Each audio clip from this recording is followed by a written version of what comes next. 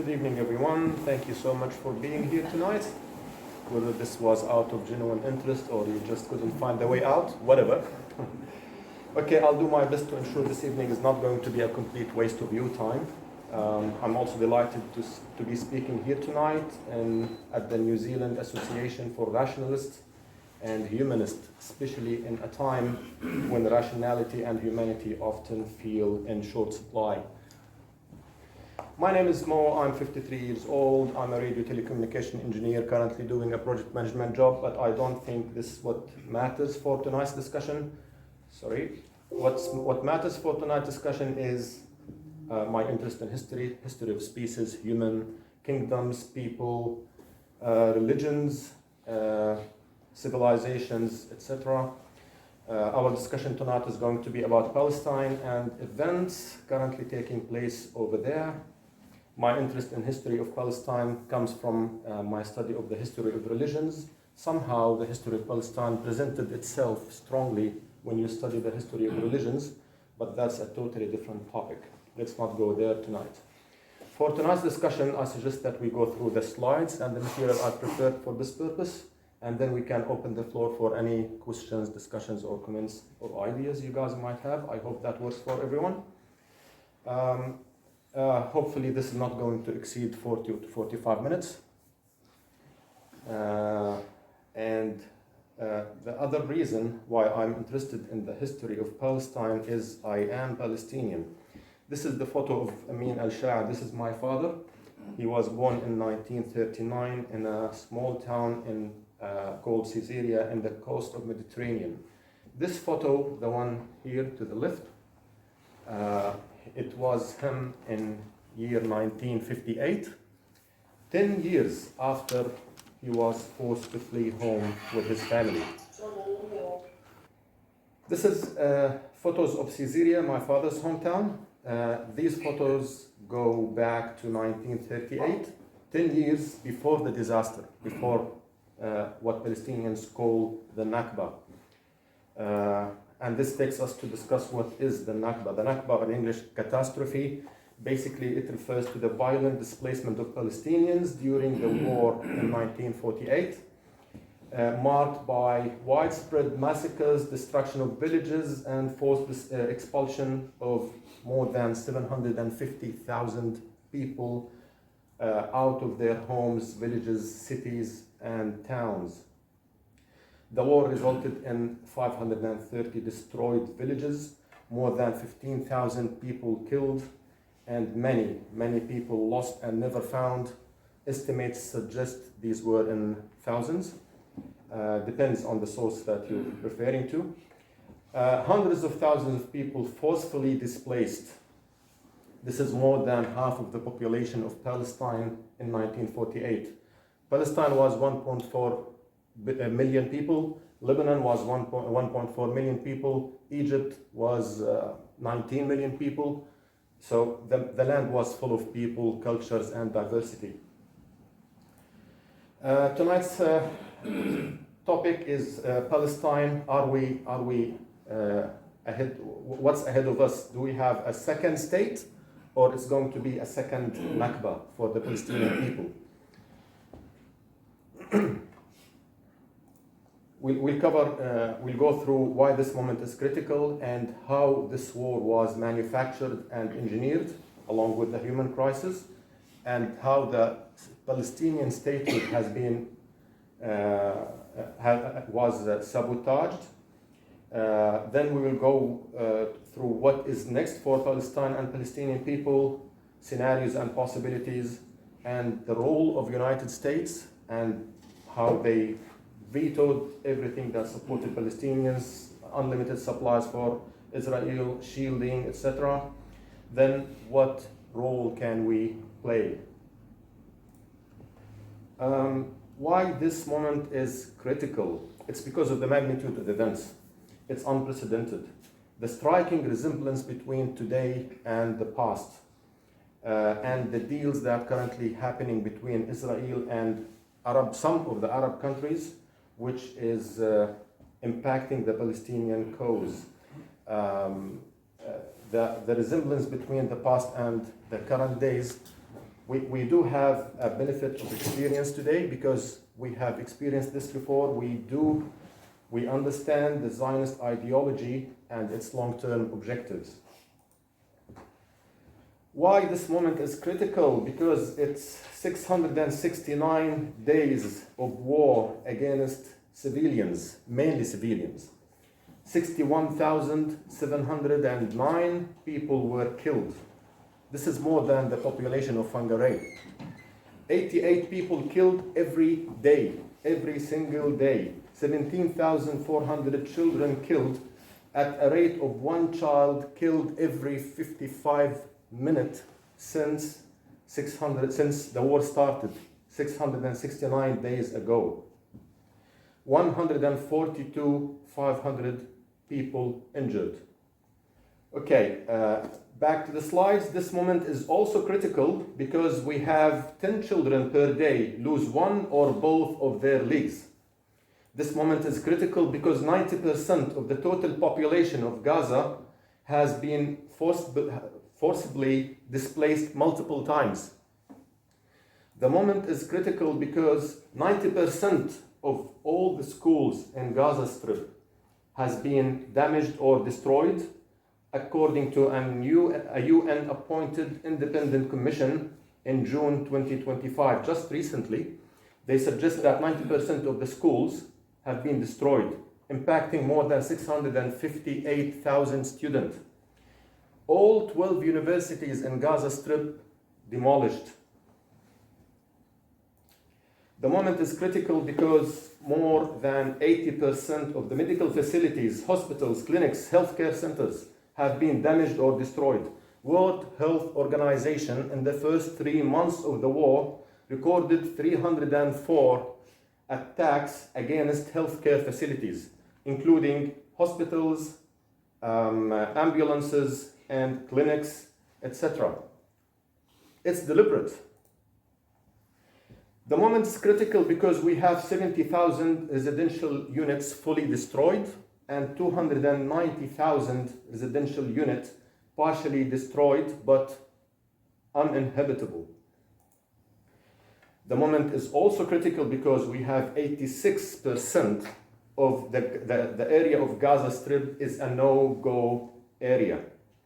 Whether it's due to forced evacuation orders by the Israeli army or it's just military zones that people are not allowed to go to. Excuse me.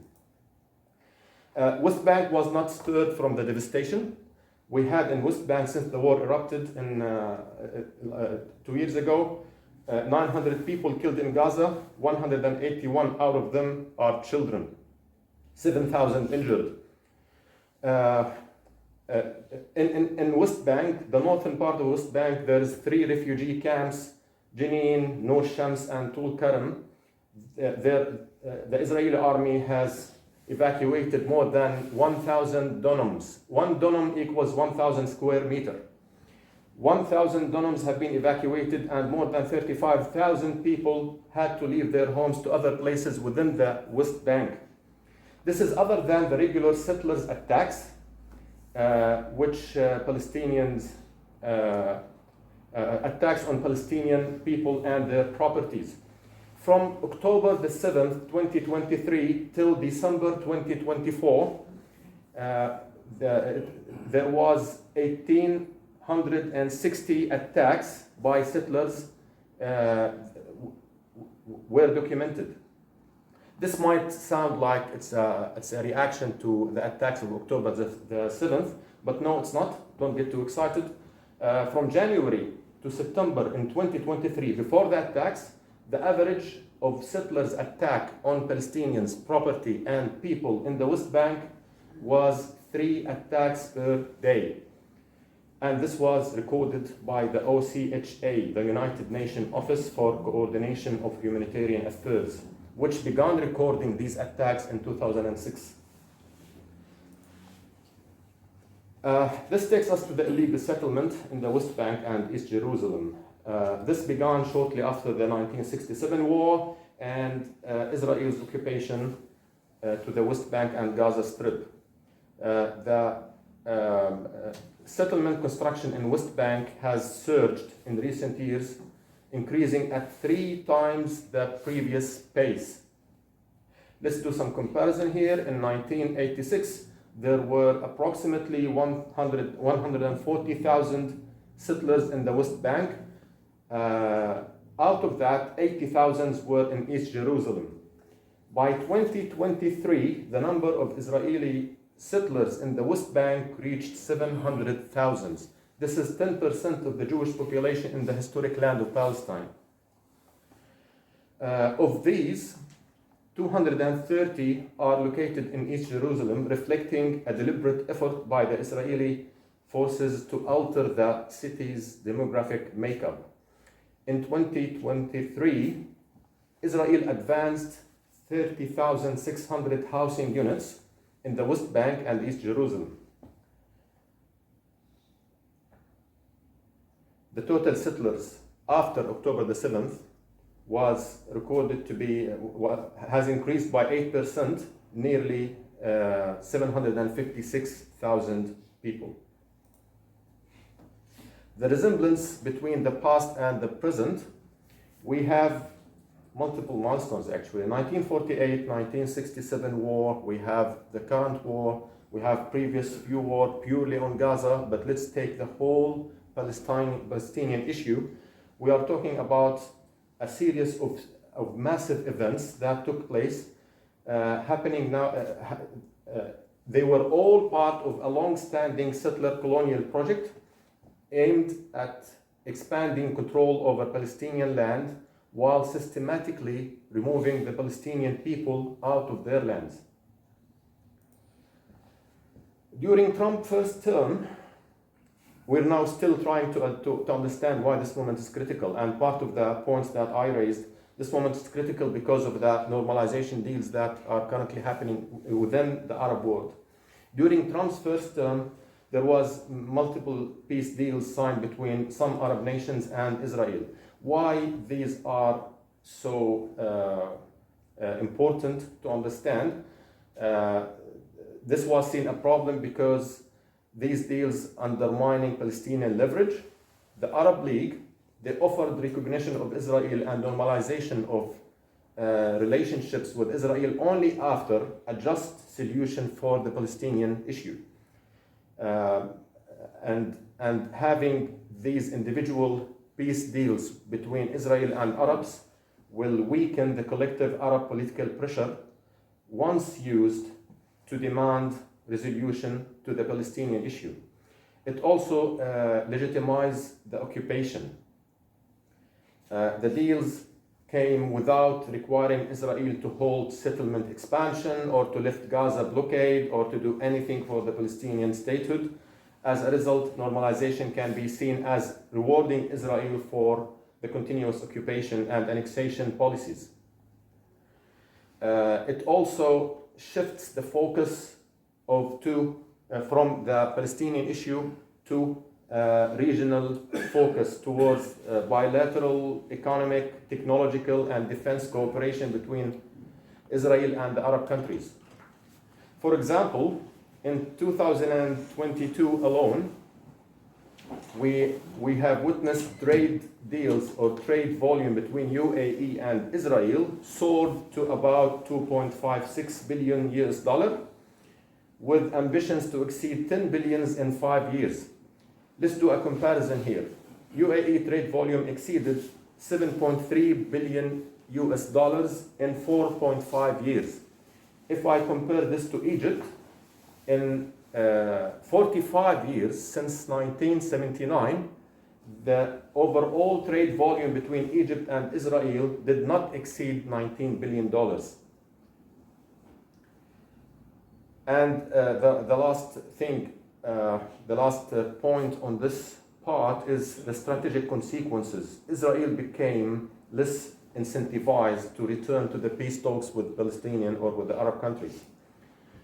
And well, the list actually goes on and on, but I'll just stop here and mention the last one, which is, as of early 2025, Israel is withholding approximately 7 billion Israeli shekels, which is equivalent to $1.9 billion US in Palestinian clearance revenues. Palestinian money belongs to the Palestinian Authority, withheld by Israeli government, impacting wages for public sector, for healthcare, for education, and many other services.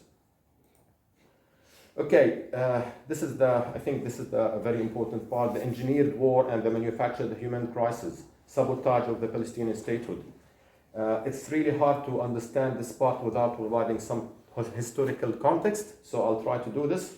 We will try to understand why Israel perceived threats to the Jewish state ideology. Why have they felt unsafe from having a Palestinian state next to them? And we will just go and have a flashback from the Nazi Germany time and the World War II to learn something, and we will go to the rise of Islamic movements in Palestine and how the internal division has been engineered for the Palestinian people, and the progressive Nakba, what's been happening for the past 20, 30 years. The beginning, 1959, Fatah found as a Palestinian secular movement, rapidly gaining momentum in Gaza and West Bank. 1965, the PLO, the Palestinian Liberation Organization, created, and many Palestinian movements, the largest was Fatah, and other movements joined. 1967, 6 Days War, Israel expanded to more territories, Sinai, Golan Heights, and West Bank. 1968, Battle of Karama between Jordan and PLO on one side and Israel on the other side.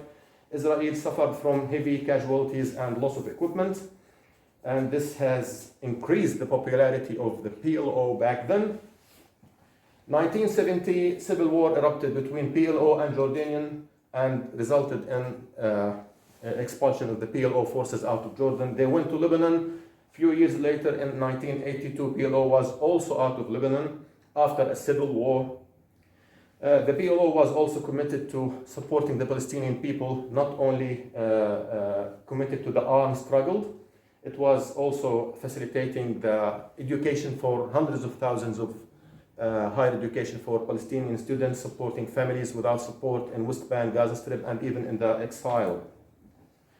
While PLO was engaged in armed resistance, the PLO adopted a pragmatic stance in international relations, consistently leaving the door open for diplomatic engagement.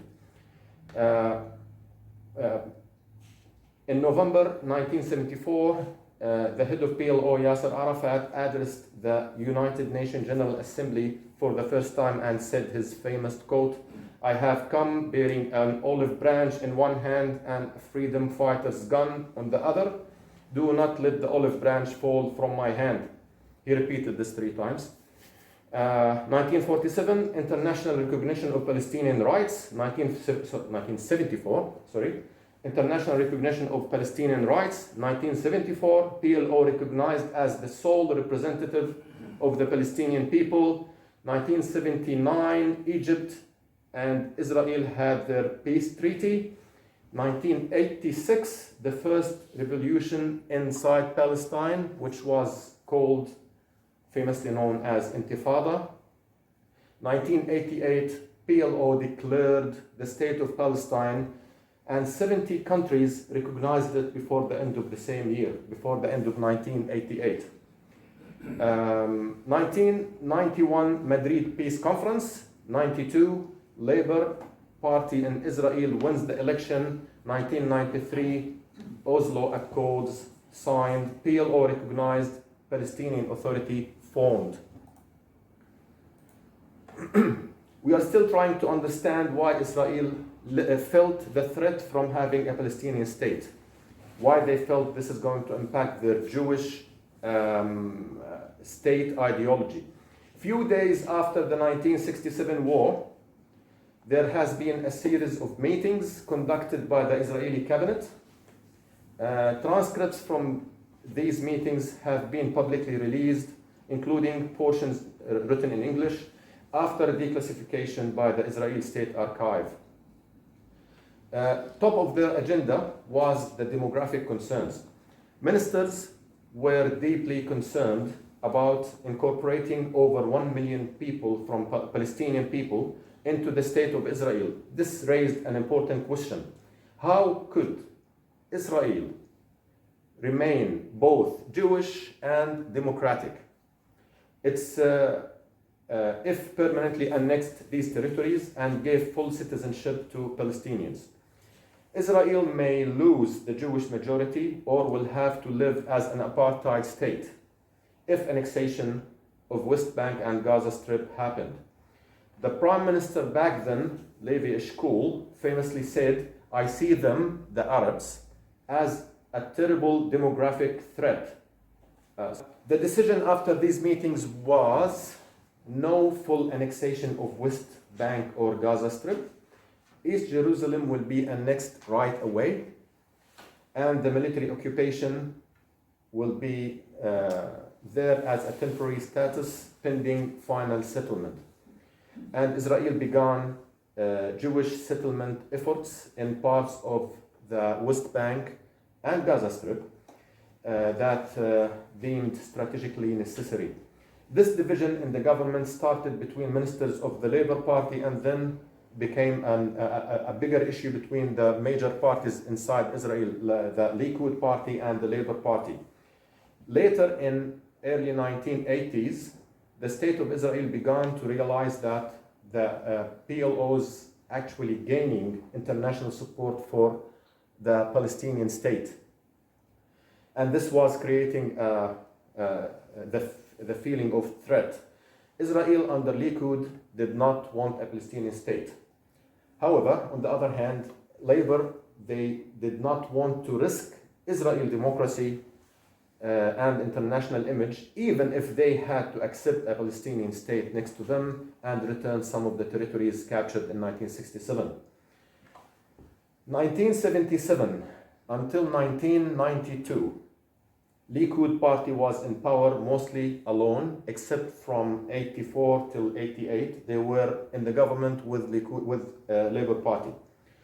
Likud party, who did not want the Palestinian state, was in power for this time. And they needed really to kill the idea of a Palestinian state, but obviously they needed help. Now we'll go flashback to the World War II, excuse me, and try to learn some lesson. There's a book called A Mosque in Munich, Nazis, the CIA, and the Rise of Muslim Brotherhood in the West, a book by Jan Johnson in 2010. This book was based on declassified documents from the British intelligence. The book investigates how Nazi Germany, then the US intelligence agencies, beginning in 1941 throughout the Cold War, supported Muslim Brotherhood, especially through a key mosque in Munich, to counter communism. It reveals how the Nazis established something called Ostministerium, which supported the Muslim Brotherhood in Egypt and Europe as part of their effort to recruit influential Arab figures, particularly from Egypt and Palestine, to help enlist Muslim soldiers from the Muslim majority regions of the Soviet Union, the region known as Turkestan. It includes Turkmenistan, Uzbekistan, Azerbaijan, all these countries. They are Muslim majority countries within the previous or the former Soviet Union.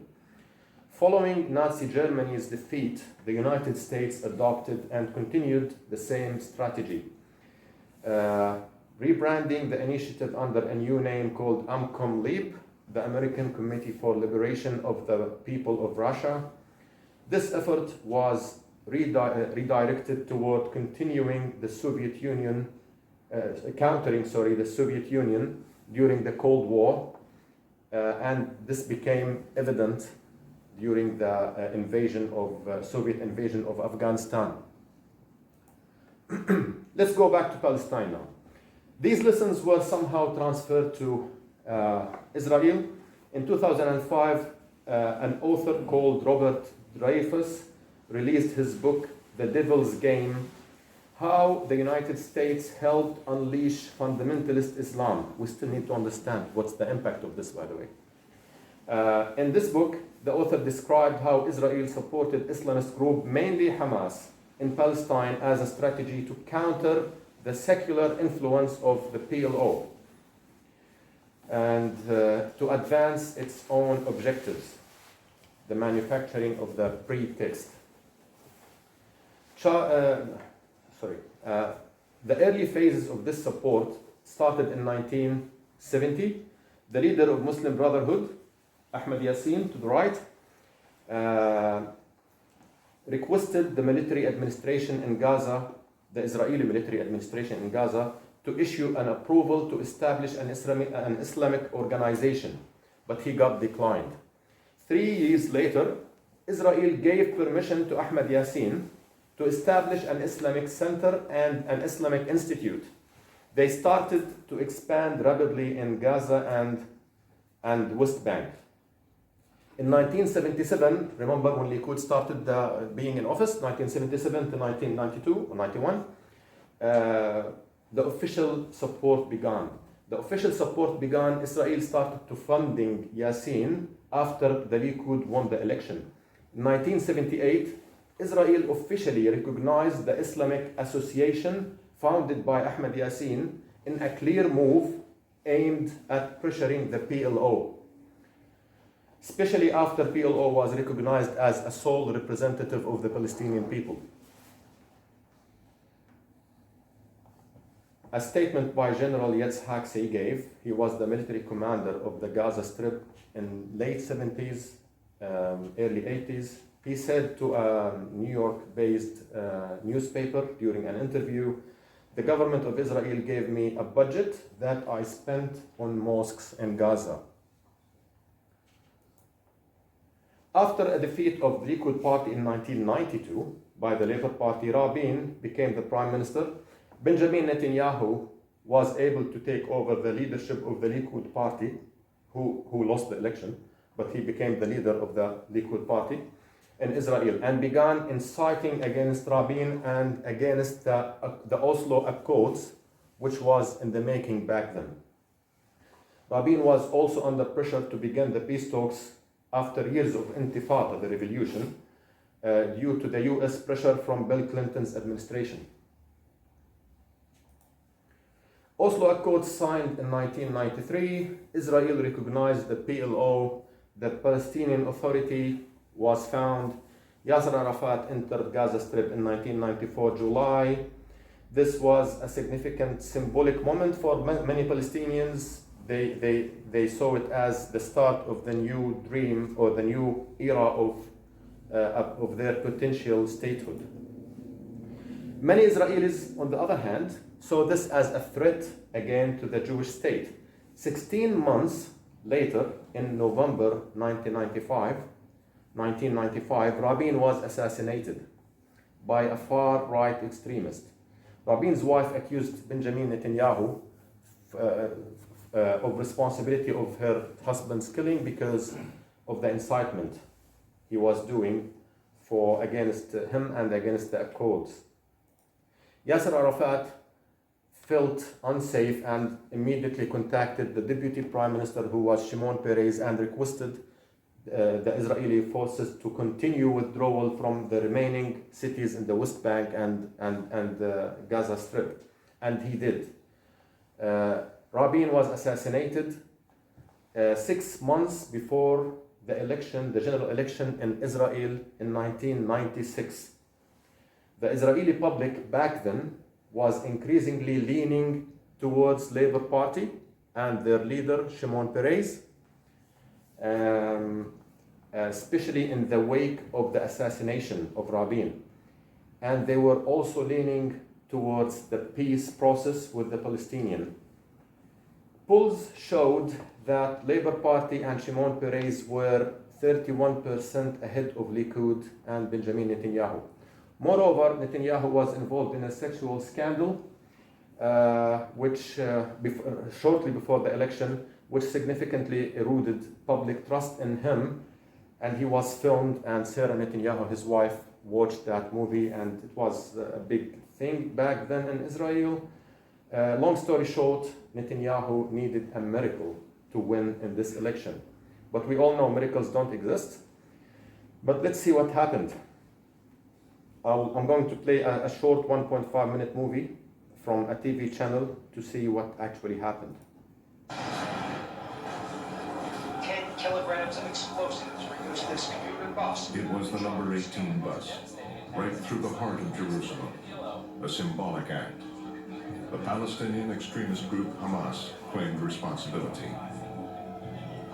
There were some Palestinian groups trying to make sure that the sabotaging of the peace process, Rabin was assassinated, let us stop the whole process. And it was just the beginning. Easy to forget that actually Rabin's great heroic act ended up with terror in our streets and people dying, and we were all driven nuts by, you had peace ceremonies one day and terror the other day, and drove people crazy.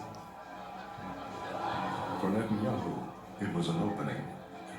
And so Netanyahu is naturally a return to center stage. This morning, the sound of sirens again interrupted the morning commute. 6 days later, the number 18 bus again. The hellish wreckage. Victims were hurled from the demolished bus. Only body parts could be recovered. Over 9 days, 4 bombs, 59 dead, hundreds injured. Could not believe the morning news. Another bloody Sunday. A suicide bomber has once again blown up a city. And Israelis lost faith in the process, in that process. One of the slogans that came from grassroots was, "This peace is key." This peace is killing us. Netanyahu won the election and became the prime minister from 1996 till 1999. Then 2 years of Labour Party and 5 years of Likud Kadima Party head by Ariel Sharon until 2006. November 2004, Yasser Arafat was killed or poisoned using radioactive polonium-210 when Sharon was in office. The following year, and was 2005, Sharon withdrew from Gaza Strip. 2006 was the year of Palestinian elections. Hamas won the majority of the Palestinian Legislative Council in January 2006. The internal relationship between major party and PLO, Fatah, and between Hamas wasn't the greatest. Amid the escalating Palestinian conflict between September 2005 and May 2007, Israel launched 14,600 artillery shells on Gaza.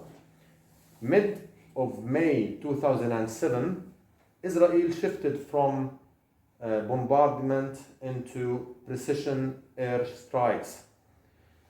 These military operations severely impacted the administrative infrastructure of the Palestinian Authority in Gaza, targeting ministries, civil service offices, security forces, police, and other institutions, all belonging to the Palestinian Authority. Just few days later, in June 2007, Hamas launched a violent military operation, overpowering the weakened PLO and the Palestinian Authority forces and seizing control of Gaza. This takeover resulted in the death of nearly 1,000 Palestinians. Although Hamas is regarded by some Palestinians as a legitimate force of resistance, others saw it as a major factor of fragmentation and weakening of the emerging Palestinian state, particularly due to its internal power struggle with the Palestinian Authority and its close political and financial ties with foreign powers such as Iran and Qatar. As rational observers, let us examine the era of Hamas in Gaza and what happened during that time, and whether this was in favor of the Palestinian people and project or not. 2008-2009 war, 1,400 people killed. Buffer zone extended the border, extended from 150 meters to 1,000 meters inside the Gaza Strip. Land lost 14% of the Gaza Strip area, 35% of that lost land was farmland. Fishing zone reduced from 20 nautical miles to 9 after Hamas took over Gaza and reduced from 9 to 6 after the war of 2009. 2014 war, 2,250 people killed. Buffer zone increased further from 1,000 to 1,500 meters inside Gaza Strip, taking more area. Fishing zone reduced to 3 nautical miles from 6 nautical miles. 2021 war, 256 people killed. Fishing zone reduced to 1. 2023 war, 60,000 killed, 140,000 injured, 86% of Gaza under military control, 0 fishing zone. The Palestinian Center for Policy and Survey Research, PCPSR, indicates in some surveys that around 450,000 Palestinians left Gaza Strip between 2007 and October 2023, before the attacks of the 7th of October. Around 250,000 left after the attacks, roughly 10% of the population of the Gaza Strip. The same center, PCPSR, conducted another survey in May this year, indicating that 49% of Gazans willing to leave Gaza permanently if Israel facilitates that. This is a big problem. Let's know a few things about what was happening in Israel on the other side and try to link between these events. Netanyahu was formally indicted in November 2019, facing 3 separate cases known as Case 1000, Case 2000, and Case 4000. He stands accused for bribery, fraud, and breach of public trust, and facing imprisonment of up to 10 years and heavy fines. The man to the left, Shaul Ilovich, he was a center figure of Case 4000. Shaul and his wife are accused of participating in a corrupt relationship with Netanyahu, who allegedly granted regulatory advantages worth more than $500 million to a company owned by a group owned by this man called Bezik. It's a telecommunication company. In exchange, Walla News, which is owned by the same group owned by the same man, provided a positive media coverage for Netanyahu and negative coverage for his political opponents. Netanyahu also fired some of the communications ministry officials to hire some loyalist people who to ensure regulatory support for Bezik, including approval of mergers and blocking competition reforms. The man in the middle is called Arnon Milken. He is the center figure of case number 1000. The case is known as the Gifts Affair. The allegation: Netanyahu and his wife Sarah allegedly received gifts worth hundreds of thousands of shekels in the form of cigars, champagnes, and jewelry from Milken and another Australian billionaire called James Packer. In return, Netanyahu helped Milken with business and visa-related issues, including lobbying United States for a long-term visa for him. Milken has reportedly testified in the case and confirmed the provision of gifts. Netanyahu obviously is looking for a way out of this situation. So in early 2023, Netanyahu's right-wing government introduced something called judicial reforms. The key proposals included limiting the Supreme Court's ability to review or overturn government decisions, giving the government more control over judicial appointments. It was widely acknowledged that these reforms somehow were linked to Netanyahu's legal position and the trials he was facing in Israel. These judicial reforms sparked massive protests in Israel and sparked international criticism. The protests started in January of 2023. in March was one of the largest protests, started to happen every week. Thousands and thousands of people were in the streets of Israeli cities protesting these reforms. In March, people protested in unprecedented number of 600,000 people were in the streets after Netanyahu terminated his defense minister, Gallant, who requested him not to proceed with the reforms. And he had to return him back to his position after the Likud party threatened Netanyahu, if you continue with this, we are going to join the protests. Netanyahu, the Knesset passed the first part of the judicial reforms, sparking another big wave of large-scale protests.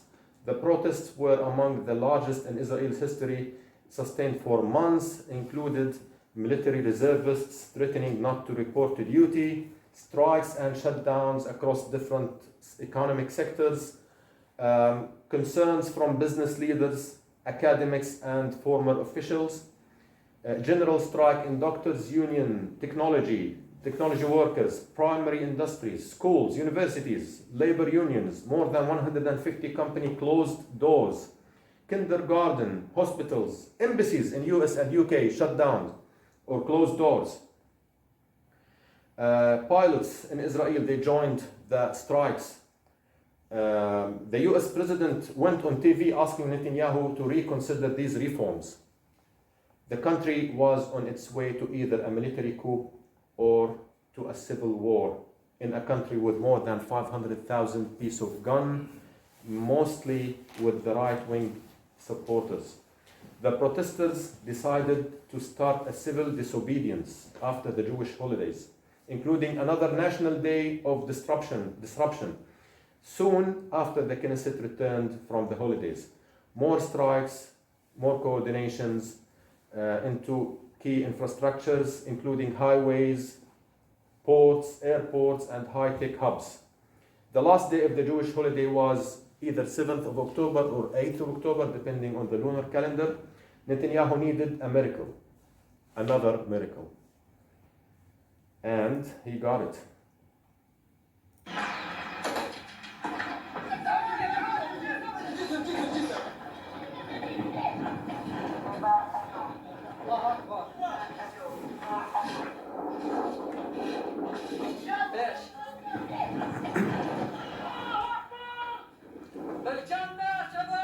I'll fast forward this one because basically the war was declared and an emergency cabinet was formed and formal emergency war cabinet, and this has stopped all the trials. He put a hold on these reforms and the country went into a war. We don't really know whether these policies by the Islamists in Palestine stems from political short-sightedness, mutual benefits arrangement, or maybe a degree of Israeli influence over Hamas's decisions. We don't really know, but we know that some of Hamas group, some of Hamas leaders are loyal to Iran, others loyal to Qatar, and we start to learn more about some of them who are employed by Israeli intelligence. This man to the right, called Mus'ab Hassan Youssef, he is the son of the man in the middle. Hassan Youssef is one of the founders of Hamas in the West Bank. He worked with Shabak, or known as Shin Bet. He spied on Palestinian authorities, spied on his father, on Hamas, on Arafat. He caused serious damage to the Palestinian dream. He is also an author of a book called Son of Hamas, in which he explains how he began working with the Shin Bet or with the Shabak or intelligence, and became the main point of contact between Hamas leadership inside and outside Israel, West Bank. Now we will go for the what next for Palestine and Palestinians.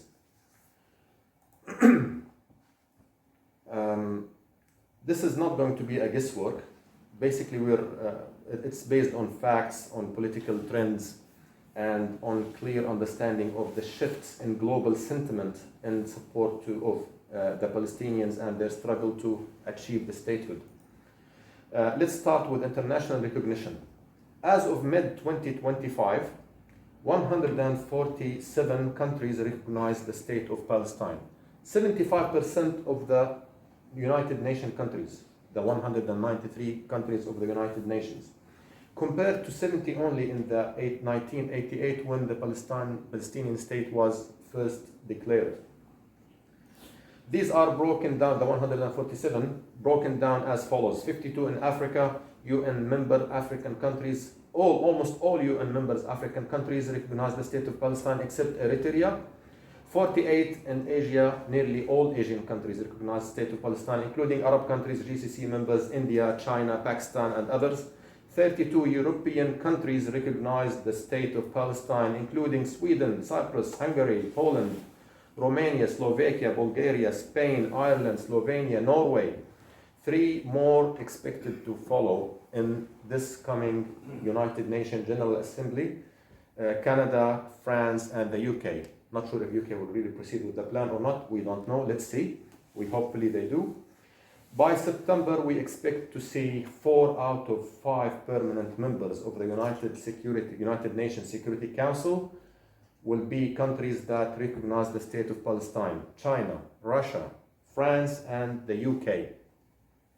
This brings the number up to 150 countries globally.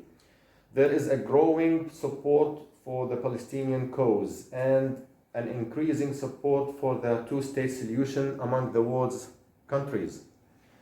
Finally, the criminalization of Israel and Israeli officials is also increasing. Netanyahu soon will not be able to go anywhere other than the White House. Despite the ongoing massacres and catastrophe, I personally see a light at the end of the tunnel in saying that Palestinian people must stay alive. No point to recognize a state of Palestine without a Palestinian people, or after the evacuation of Gaza Strip, or after a massive expulsion of people in the West Bank. That would be too late. There's a historian, an Israeli historian called Ilan Pappé. He's an author of too many books. He supports the Palestinian cause. He said the irony is the attacks of 7th of October, according to him, stalled the momentum toward the Palestinian sovereignty or state recognition, effectively delaying the Palestinian cause. He described the current phase in Palestine as the ongoing Nakba. In conclusion, the world is moving forward or toward recognition of Palestine as a state. It's no longer a matter of if, but when. The only problem we have this. Trump formally recognized Jerusalem in 2017 as a capital of Israel. He moved the US Embassy in 2018. This move was isolated the United States internationally, and many General Assembly members condemned that move overwhelmingly. In 2018, Trump cut over $500 million in aid to Palestinians. 300 million of them were for UNRWA, 200 million for West Bank and Gaza Strip, impacting healthcare, education, and refugee services. And this cut was in retaliation for Palestinian refusal to engage with Trump's plan, the so-called the deal of the century. This proposal was giving Israel sovereignty over all settlements in the West Bank, a non-contiguous demilitarized Palestinian state, only if Palestinians meet strict conditions. Israel keeps control of borders, airspace, and security, what's underneath the land, of minerals, petrol, gas, whatever, all belongs to Israel. The plan was written without Palestinians' involvement and widely condemned as one-sided and unrealistic. He also did too many things, honestly. He closed the PLO missions in Washington, September 2018. He moved with a normalization agreement, what he called the Abraham Accords, in 2020. He used influence on international institutions, cut funding to international organizations that supported Palestinian rights. He withdrew from the United Nations Human Rights Council and from the UNESCO, both seen as critical to Israel. His administration pressured other countries to reject the ICC investigations into alleged Israeli war crimes. In his second term, he suggested that US takes administration control over Gaza Strip, aiming to redevelop it into a Rivera. How cool. A plan involving a relocation of nearly 2 million people to neighboring countries. US vetoed a UN Security Council resolution calling for unhindered humanitarian aid access into Gaza in June 2025, just recently. Trump, what else did he do? There's a long list. Okay.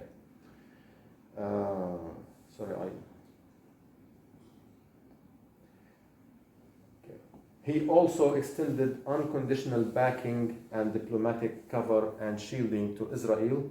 Stockholm International Peace Research Institute, SIPRI, estimates the overall US support to Israel since October exceeded $22 billion, mainly in the form of weapons. What can we do as New Zealanders? New Zealand has not formally recognized the state of Palestine. Maybe this is the time to consider this. We talk to our MPs, send letters to government, like what you did. We can host and attend forums, lectures, and screening about Palestine, settler colonialism, and international law. Invite Palestinian voices and academics to speak on or write in local media and universities. Challenge misinformation and Zionist propaganda in media or in social circles respectfully but firmly. Donate to accredited NGOs, mainly UNRWA, Medical Aid for Palestinians, MAP, or Palestine Children's Relief Fund. Use of social media responsibly to amplify verified facts about Palestine. Encourage unions, universities, and local councils to adopt ethical procurement or investment policies, not investing in companies profiting from occupation. Ask schools and universities to include credible resources on Palestine in their curriculum as part of the historical studies. The last one is my favorite, Auckland Museum. Submit a proposal to Auckland Museum to establish a permanent exhibition about the history of Palestine.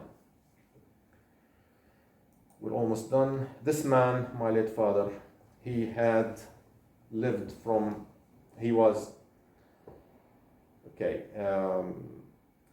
far from his hometown for most of his life. He carried the memories of his childhood and held onto the image of his home in his mind until he passed away in 2007, 60 years after he was forced to leave. There is the last in tonight's presentation is an 8-minute video. It shows it's a compilation of historical and contemporary footage, beginning from Theodore Herzl in 1901, when he visited the Ottoman Sultan Abdul Hamid, moving through to Israel's first Prime Minister David Ben-Gurion, and concluding with current far-right cabinet members such as Smotrich, Ben-Gvir, tracing the evolution and increasingly violent trajectory of the Zionist ideology. I'll leave you with that.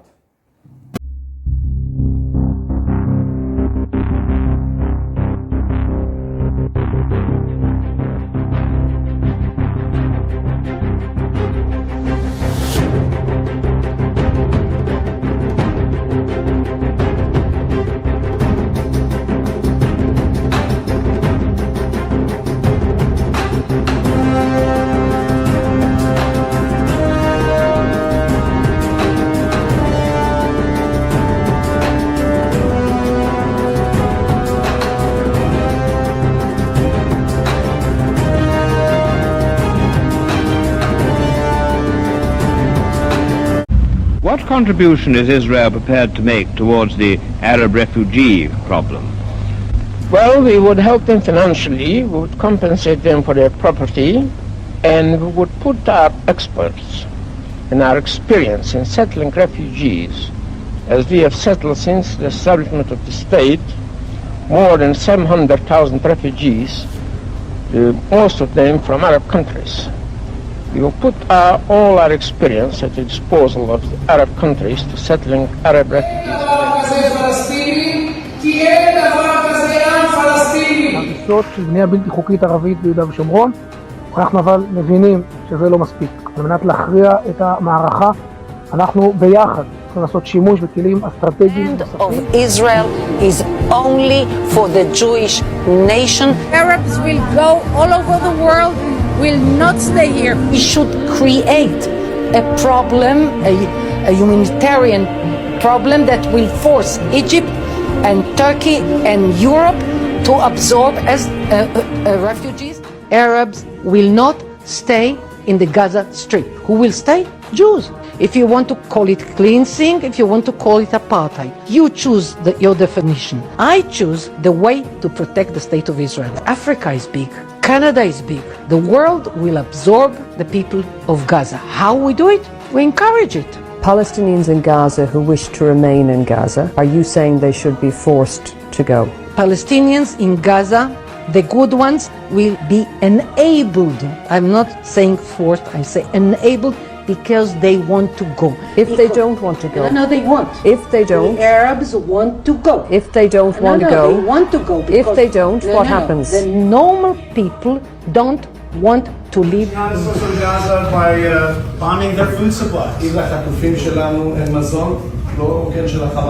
If our hostages don't have food, why should the Hamas terrorists have food?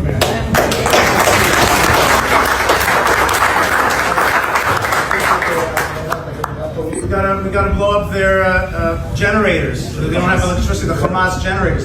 They don't have electricity. If our hostages don't have electricity and light, why should they have?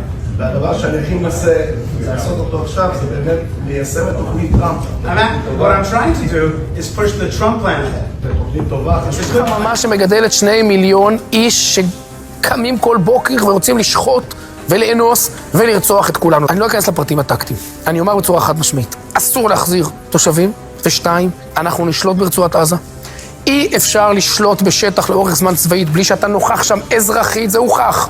אנחנו נשאר בעזה הרבה מאוד זמן, נשאר בה אזרחית ונשאר בה צבאית, וכדי שהדבר הזה יוכל להתממש, צריך לתת פתרון הומניטרי לתושבי עזה במדינות אחרות בעולם. אין דרך אחרת, שוב כמו שאמרתי, מדינה כמו ישראל לא תחזיק 2 מיליון אנשים שרוצים להשמיד אותה 4 קילו. מה הפתרון לעזה? מה הפתרון לסוגיה הכל כך מסוברת הזאת? כיבוש, התיישבות ועידוד הגירה. רק בצורה הזאת אנחנו יכולים לפתור את הבעיה של עזה. לכבוש את כל השטח, להתיישב בכל השטח ולעודד הגירה מרצון כמובן של כמה שיותר אנשים שיגעו למדינות אחרות. אנחנו... חברים, אתם אומרים ילד בן 12 די עם זה. ילד בן 12 שהוא מחבל. ילד בן 12... קידום פתרון של עידוד ההגירה של תושבי עזה אנחנו חייבים לקדם. זה פתרון נכון, צודק, מוסרי, הומני. אני קורא לראש הממשלה ולשר החוץ החדש, שאני מברך אותו כאן. זה ההזדמנות לרכז עכשיו פרויקט הגירה, פרויקט של עידוד הגירתם של תושבים מעזה אל מדינות העולם. שלא נטעה, יש לנו פרטנרים ברחבי העולם שאנחנו יכולים להסתייע בהם. יש אישים ברחבי העולם שאנחנו יכולים לקדם איתם את הרעיון הזה. עידוד הגירה של תושבי עזה יאפשר לנו להחזיר הביתה את תושבי העוטף ואת תושבי גוש קטיף.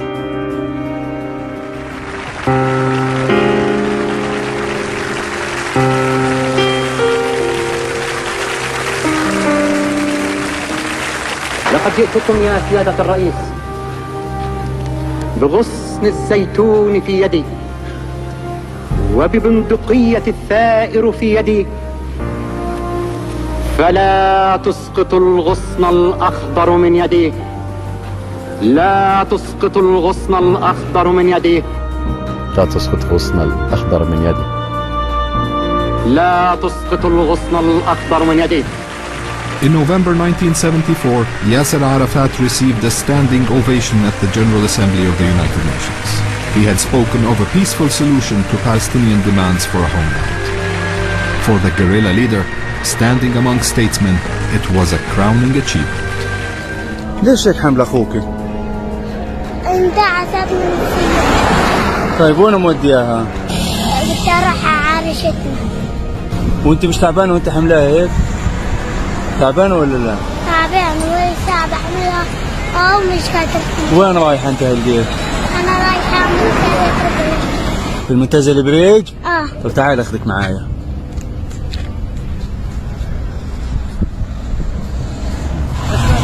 يلا اطلع بدي اخذها معايا. بتحبي اختك عشان حملاكي كانت؟ طلع عليا.